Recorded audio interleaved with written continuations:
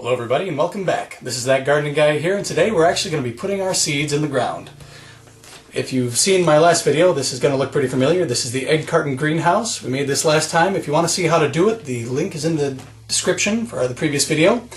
What this essentially does is it simulates the exact environment of these little seed trays. You've probably seen them before. Fill them with water, the little pellets here puff up, and you get some pretty good little sprouts. As you can see in the last video, they do work very well. I'm not knocking the product at all. It does work very well. The only difference is the price. One of these runs you $10 new, and then every year after that it's about $4 to $5 for new pellets. Whereas this, build it once out of an egg carton, some masking tape, and some Ziploc bags. You're set for years to come. All you have to do is just refill it with dirt. So without further ado, let's get started. Alright, what I have here is just your basic potting soil. You can get this in bags at any local department store.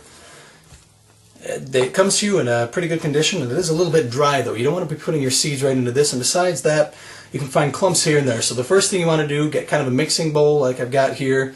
Just kind of run it between your fingers and make sure it's a really fine-grained soil. Just makes it a whole lot easier for the roots to spread out, and all around is better.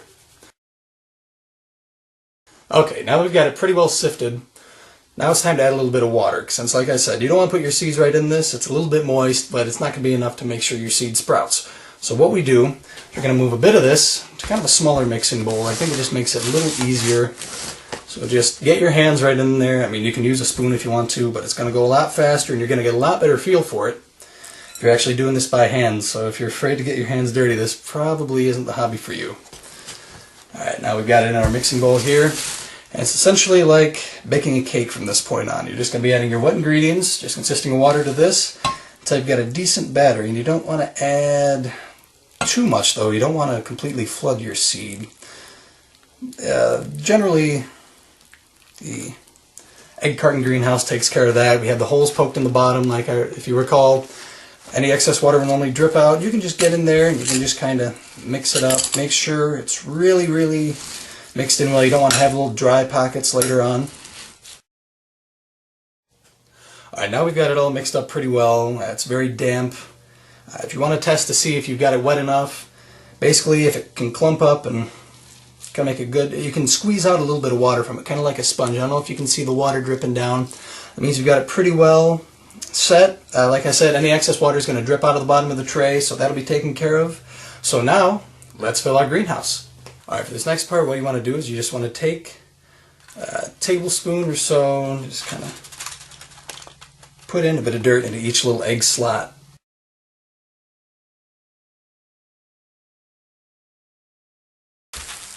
Okay, now that we have it kind of filled, what you want to do is you just want to lightly pack down each little compartment. Not too much so that it's going to be hard to get a seed in there, but enough so that it's not just going to be a big mess. You want it kind of flattened out at the top, so let's do that.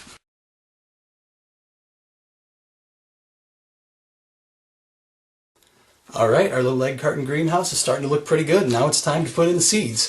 So let's talk about what kinds we can do. You can find most of these at your local store. I got mine at Menards. You can probably get yours at Home Depot somewhere. They're pretty good with that. But you want to think about what types you want to plant, of course, before you actually plant them. No sense having some that you're never going to eat. And I'm just going to show the types that I plant. I plant quite a few different types, not just for myself, but I do different orders. I'm actually up to about 100 plants that I'm sending out. Some are going to be used here, some are going to be sent to friends and family. But let's start out. I have here the Big Boy Hybrid. It's a nice looking tomato plant, very nice, round, firm skin. And this is generally a really nice disease resistant one, excuse my dyslexia. Here we have the yellow pear. These are good because they're for people that generally can't digest acidic foods too well. They're low on acid, so they're really nice to put on salads and things like that.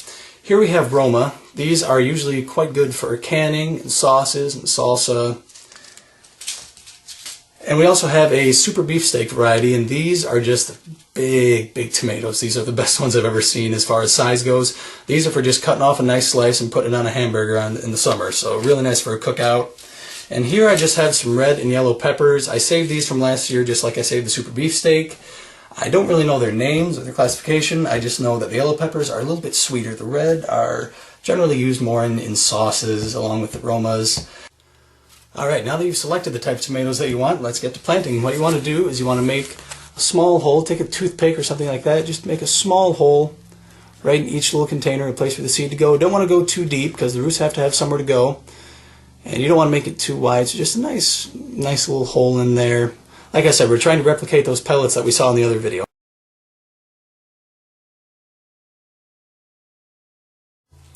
Alright, now let's get these seeds in the ground. What you want to do, you just want to pour out your packet into something like, if I have another bit of egg carton here, you just want to kind of pour it into there so you don't lose them. And just go down the line and fill each little hole with a seed.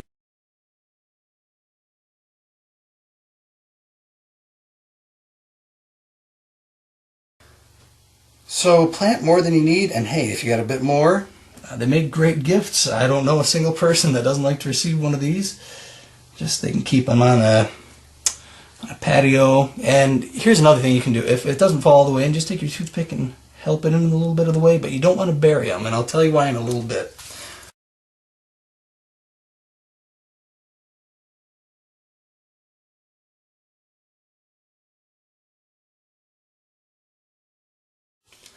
Alright, I'm going to stop right here, and I'm just because I just found out that I forgot to mention one type. There's a type of brandywine tomato. It's an Amish heirloom type, and it's one you have to order out for. It's not one of your commonly found types, and they just have a very distinct flavor. So I forgot to mention those. They plant just like the rest of them, though. So we'll get those in the ground really quick.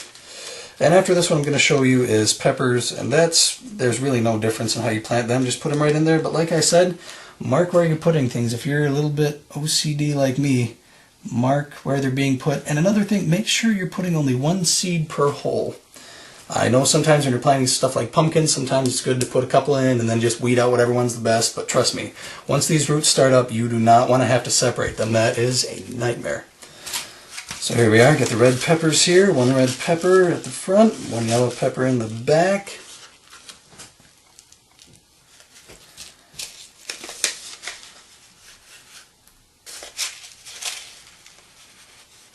And we now have our seed tray all filled and ready to go.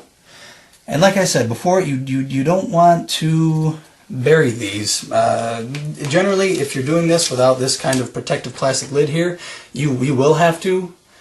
But like I said, like in these little greenhouses here, the moisture is trapped in so well that your seed's not going to dry out. It's not going to become a problem. And the best part of that is you can see almost the second it germinates. Otherwise, when you're waiting like that, if you had it in this small of a space, by the time you saw any sort of green come through the top, the roots have already hit the bottom and are starting to coil. Generally, tomato roots are pretty hardy, but you just don't want to risk it. I mean, stunting the roots at all kind of makes problems later on. Alright, now that everything's in there, we can close these up and kind of put these guys to bed. And what we want to do is we want to set them in a very, very sunny place, like a windowsill. I wouldn't leave them outside just because this kind of packaging isn't meant to withstand the elements all that much. And within 7 to 10 days, hopefully you should see these little guys coming up, at least the tomatoes. The peppers take a little bit longer, so if they don't come up at the same time, don't panic. That's how it is. The peppers take a little bit longer. I'm not sure of the exact numbers right now. And in the next video, when they've come up, I'll show you these guys, and hopefully by that time you'll be ready with yours, and we can show you how to transplant. That pretty much wraps up everything here. We've got our seeds in our little greenhouses, and within, like I said, 7 to 10 days, you should be seeing some stuff coming up. Probably more with these. These tend to step up that timetable a little bit more, and you might see stuff within 5 days. I actually have a lot of others transplanted that I started, and within 7 days of being in these little trays, they were already ready to go and be transplanted. So what I want to talk about right now, though, is just having the necessary materials to transplant. You might want to start gathering these ahead of time if you don't want to have to go out and spend money on pots.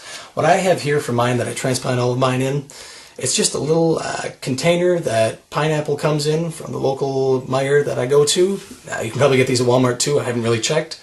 But these are perfect. You can just drill 3 little holes in there. I'll show you that the next time. And they can hold it for quite a while. The best part is you can see the root system from the outside. You can tell how long you have generally before you have to get these into the ground.